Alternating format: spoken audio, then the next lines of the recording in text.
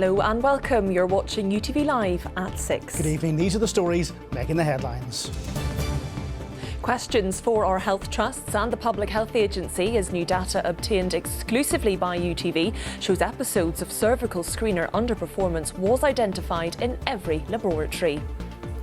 Now we have data which actually tells us that the Belfast Trust and other trusts were performing below par in terms of their screening. Flooding hits in the west and brings this romantic date to a dramatic end. And the Open has finished, but it will be remembered for all the right reasons. Also tonight, another huge sporting event for Northern Ireland as the Foyle Cup kicks off. And we've had quite a lot of rain over the past 24 hours, but it is an improving picture through this week. I'll have all of the details later in the programme.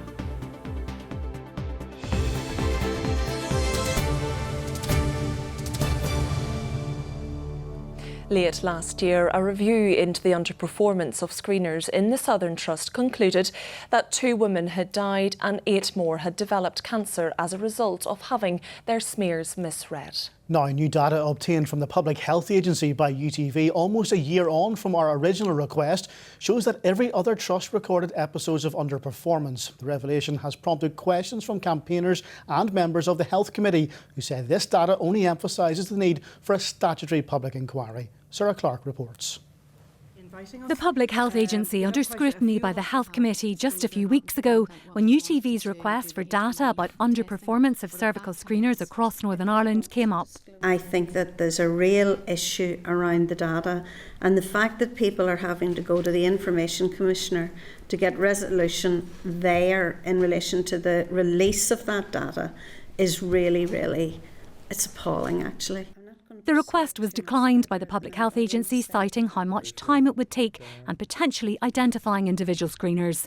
The Belfast Trust also refused to provide the data, and UTV filed an appeal with the Information Commissioner, which was upheld. In February, after arguing that the information was in the public interest, the PHA said it would give UTV the data. That took over 5 months. So we finally have the data, and it contains a lot of numbers which require careful consideration. Across the board, in some instances as far back as 2008, episodes of underperformance were recorded in every lab in Northern Ireland. However, there are years where it is especially pronounced. In the Belfast lab, which processes tests from both Belfast and the South Eastern Trusts, in 1 year, half of all screeners failed to meet industry standards for detecting all abnormalities. The following year that dropped, but was still a fifth of screeners. And then in 2022-23, ahead of that lab checking the tests of the thousands of women in the Southern Trust who were recalled, almost 40% were not meeting the required standard then too. And in the Northern Trust, there were episodes of failures to reach the benchmark to detect 95% of high-grade abnormalities during 8 separate years. Campaigners and politicians say these most recent revelations have bolstered calls for action beyond the Southern Trust. Now we have data which actually tells us that the Belfast Trust and other trusts were performing below par in terms of their screening. And that's really serious for the women impacted. But it also is serious for the Public Health Agency, for the Belfast Trust, and indeed for the Health Minister. The Health Minister tells us that he has now 2 reports into the Southern Trust issue, but this has widened, the data release has widened the scope of our concerns. All the trusts across Northern Ireland have been failing women in the past, in the present, and will continue to do so unless there's a statutory public inquiry initiated and we can get the answers that we need to all these failings. It's almost a year since the death of Erin Harbinson from cervical cancer. The mother of 4 and classroom assistant from Tandregee had 3 misread smears. Her case, among others, triggered the review of 17,500 women's smears in the Southern Trust due to prolonged underperformance of screeners in the laboratory at Craigavon Hospital. I came out thinking, no, this is somebody's fault. They did this to me.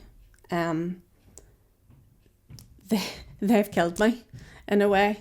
They've taken my life away. Lindsay Courtney from the same area also died after her first ever smear was misread. In 2019, her parents questioned the Southern Trust about screener performance and they were told there was no issue. We can now see in black and white it was not just the Southern Trust where underperformance of screeners was identified. Questions are now being asked if action was taken elsewhere to prevent women being failed by a system meant to protect them. Well, we're joined now by Sarah. Sarah, have the trusts responded to this data? Yes, in statements which we're publishing in full on our website. The Northern Trust say sensitivity is only one measure of accuracy. High-grade sensitivity is based on very small numbers, they say, so these should be interpreted with caution and should not be considered in isolation. They also stress their laboratory has continually held accreditation for the duration of its participation with the screening programme, which shows their quality control process was robust and effective action was taken. The Belfast Trust say their lab remains an accredited service and they're confident in their screening programme. The apparent decrease in all abnormality sensitivity, they say, is well recognised across Northern Ireland and previously noted by the PHA. Screener underperformance is not an infrequent occurrence, therefore robust mechanisms are required to be in place to capture it. All episodes of persistent screener underperformance within the Trust were reviewed in line with established procedures. By that they mean their subsequent work is checked by a more senior scientist. And what about the PHA and UCAS? What have they said? Well, the PHA say something similar to the Trust, that sensitivity data for individuals represents a statistic at a single point in time, is only one indicator of performance, needs to be interpreted alongside an individual's work pattern, the wider operating context of the lab, that there are layers of quality control in other layers of quality control in place. They say there are no concerns about the integrity of the Southern Trust review because if you remember, other trusts had contributed to that review by helping recheck those slides. The PHA is satisfied that the performance of screeners was actively monitored and managed by other trusts and that there's nothing in this data that would suggest reviews of other trusts are required. The UCAS statement referenced the accreditation of services at Belfast Lab being suspended in October 2023 and reinstated in June 2024, which the Belfast Trust statement had not mentioned. And it also said it takes concerns about the performance of accredited organisations very seriously and will always act on credible information that's brought to its attention. And lastly, the cervical smear programme is still a successful public programme, isn't it? Yes, in fact, it's in the most recent statistics from the PHA themselves. They show around 70% of women eligible to attend for cervical screening here do. Those numbers have not dropped off, which is very encouraging. And yes, it's very important that women do attend for cervical smears when called. Sarah, thank you. Heavy rain, which led to flooding overnight and traffic disruption this morning, has eased with a yellow weather warning ending around now. The worst affected area was Enniskillen, where visitors to the Marble Arch Caves had to be led to safety during flash flooding yesterday. Barbara Macan reports. It never rains, but it pours, and here in this dramatic social media footage, it looks like the floodgates have also been opened. Kim Mahon Hay and her husband Alistair Hay got caught in the flash flood in the Marble Arch Caves yesterday alongside other tourists. I had planned kind of like a surprise date day we kind of do this week about, and decided we'd go to Lusty Beg for lunch. We did that, and then we kind of just looked at the weather, which said it was going to rain or there was going to be showers. So we decided where best to go, but the caves were up in Fermanagh because at least we'll be in out of the rain. If it does rain, we definitely weren't expecting the turn of events that happened, and yeah, it kind of turned from a cave tour to a cave rescue very quickly. Far from being panicked, they followed behind the experienced tour guides who calmly steered them through the troubled waters to safety. It took a few minutes to kind of work out what we were going to do. The guide wasn't sure would we have to go back or go forward, and then a couple of other guides came and then they said no, we're going to have to go forward through the water. Yeah. So we knew we were going to get wet. They just reassured us because there were 17 of us in the tour group. We were there by ourselves, but we joined a lot of other people.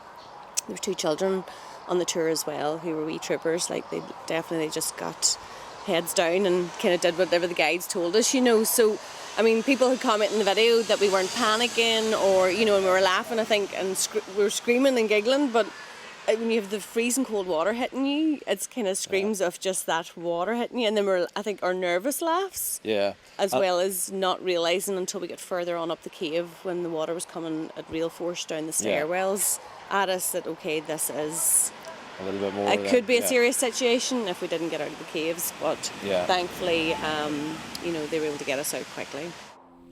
Elsewhere, flash flooding made some roads impassable, with Enniskillen being the worst affected part of Northern Ireland.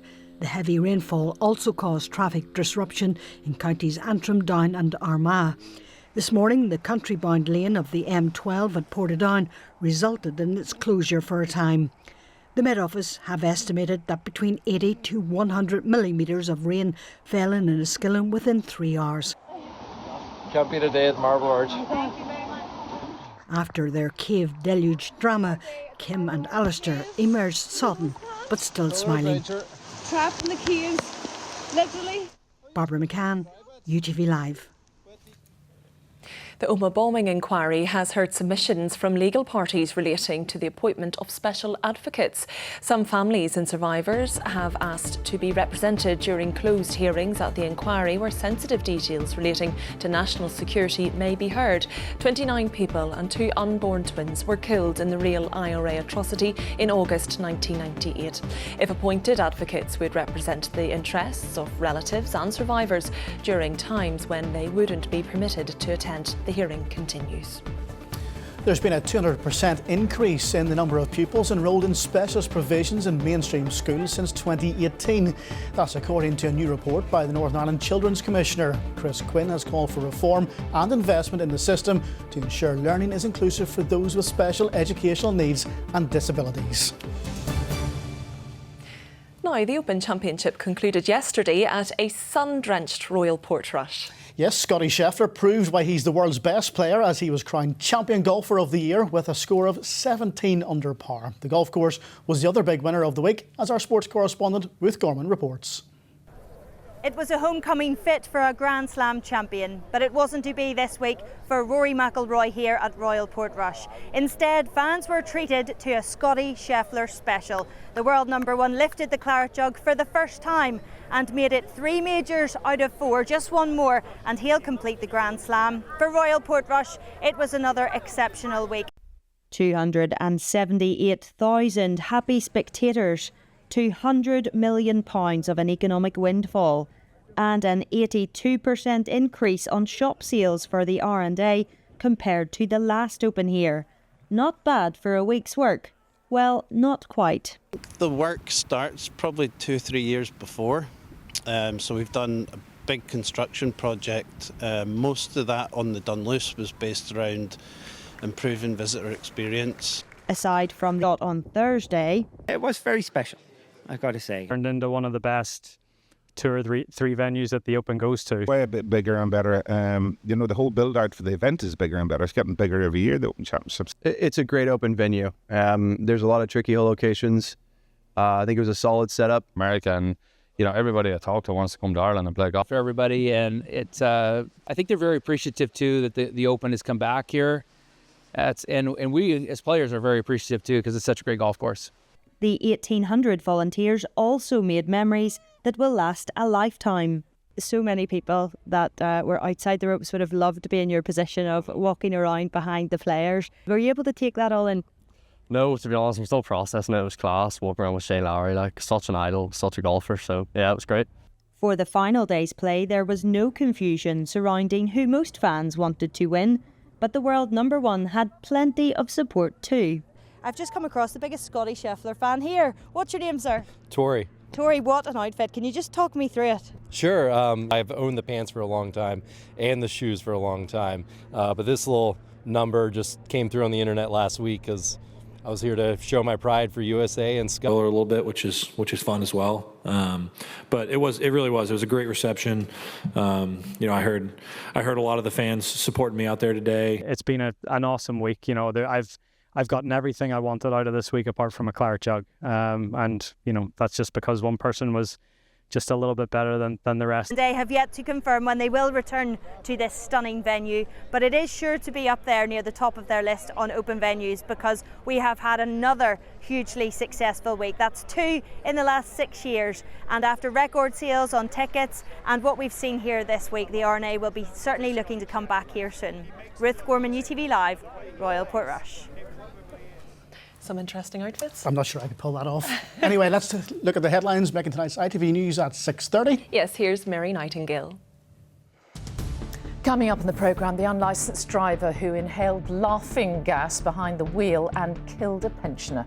Kane Byrne was speeding when he hit 81-year-old Graham Slynn. Today, he was sentenced to more than 11 years in a young offenders institution. The government pulls the plug on the water regulator and the other changes coming for customers. And the last training session for the Lionesses before they face Italy in the Euros semi-finals. Oh, do join me for those stories and more at 6:30.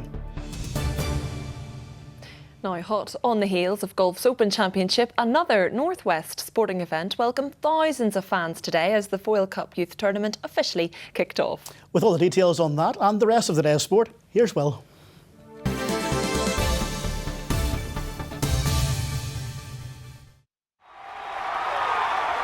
The atmosphere is electric. John Mulholland Motors, sponsors of UTV Sport. Good evening. Well, the annual Foyle Cup Parade took place today in Londonderry. The event marks the start of the week-long youth football tournament, which this year features 950 teams and 20,000 players from all over the world, including the United States and South Africa. Jordan Moore was there.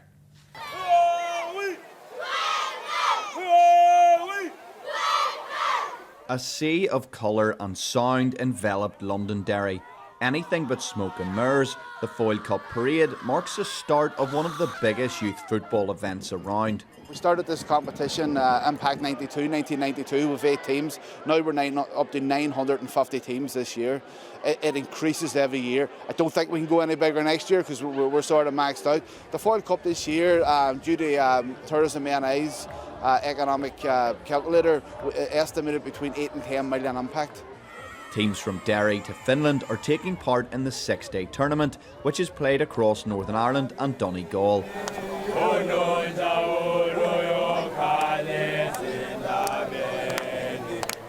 George Royal Academy, a school for underprivileged kids, has travelled from Cape Town in South Africa. It's good to have a new experience since it's my first time flying, so I'm enjoying it for now, yeah. So I'm looking good to the tournament. It's a very good experience and a big nervous because I never played so much big tournament like this. It's my first time, so nervous. To bring 25 players from Northeast Florida over here to Northern Ireland to get them an experience, not only just a soccer experience, as we say over there, a football experience over here, but also the cultural side of things as well. I think it's beautiful over here, really awesome. I love the weather, even though it's like raining every 10 minutes. There are a number of local teams taking part too. Oh, it's massive. It's a great experience for the kids. And you can see the excitement on their faces. It's really buzz just around the city. It's brilliant, so it is. How much would you like to win? Not every game, because you can't win everything. It's really hard, and we used to lose every single game. So around 5. I never been to the Foyle Cup before, so I'd be really excited to play in it for my first time. There are more than 3,600 matches taking place at the Foyle Cup this week, and this is just the start. Jordan Moore, UTV Live, Derry. Well, rugby next, and Owen Farrell has been handed the British and Irish Lions captaincy for tomorrow's final midweek game against the First Nations and Pacifica 15. The Lions won their opening test against Australia on Saturday in Brisbane, with Ireland's Dan Sheehan amongst the try scorers in the 27-19 victory. After months of build-up, it was finally time for the Lions to do battle with Australia. And it was the tourists who made the quick start, with a Finn Russell penalty opening the scoring within a minute. He then turned provider with a great pass to set up the opening try. What a pass! Terrible. Tom Curry would also cross the line before the break to give the Lions a commanding 12-point advantage at the break. Dan Sheehan's try at the start of the second half stretched the advantage further, and it looked like the Lions could run away with the game. But the Lions lost their way, and Australia dominated possession and territory to fight their way back into the game with 2 tries in the final 13 minutes, adding some respectability to the scoreline. The Lions play their final midweek tour game tomorrow with Ireland's Finlay Bealham, James Ryan and Jamie Osborne starting. Gary Ringrose is on the bench. Well, in Gaelic games, Tipperary are the All-Ireland hurling champions after a second-half comeback against Cork at Croke Park.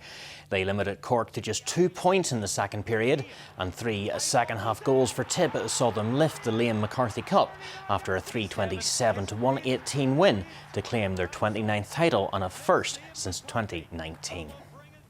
That's all your sport this evening. Have a good week. The atmosphere is electric. John Mulholland Motors, sponsors of UTV Sport.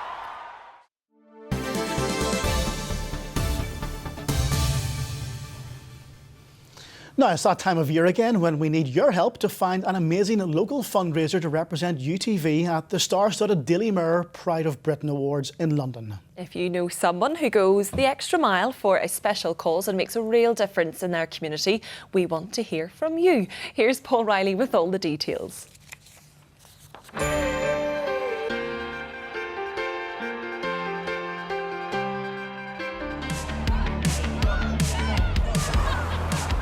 Get ready for a very special night. The Pride of Britain Awards is a national institution. Now in its 26th year, it's an annual event celebrating the bravery and brilliance of those who display true grit and determination.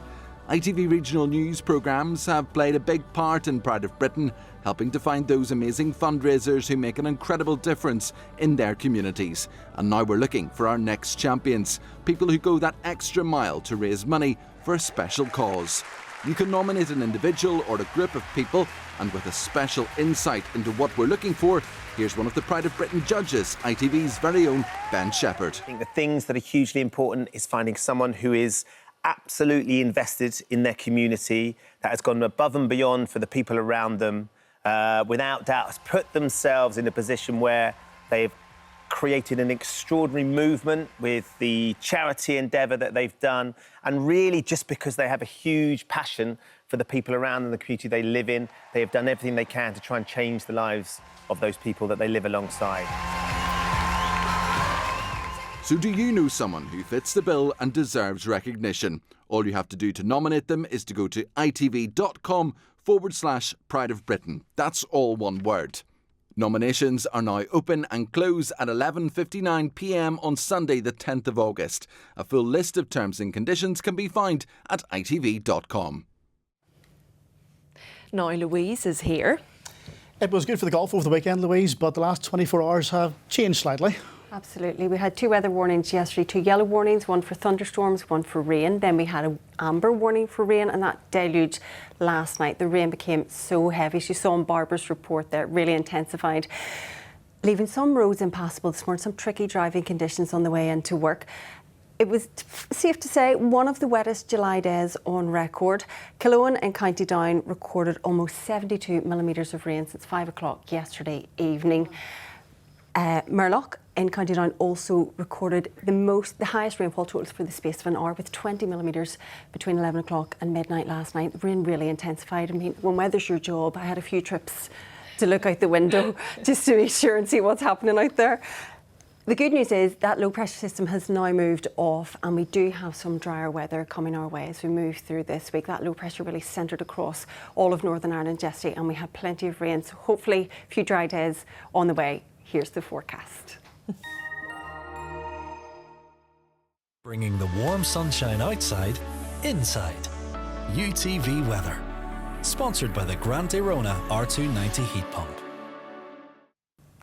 So we started today with 2 weather warnings in place, and we had quite a significant amount of rainfall through the day as well. It is an improving picture though as we move through this week, becoming drier. A few scattered showers will filter in tomorrow, but it should stay largely dry with a few brighter breaks developing too, and temperatures slowly on the rise as we head towards the weekend.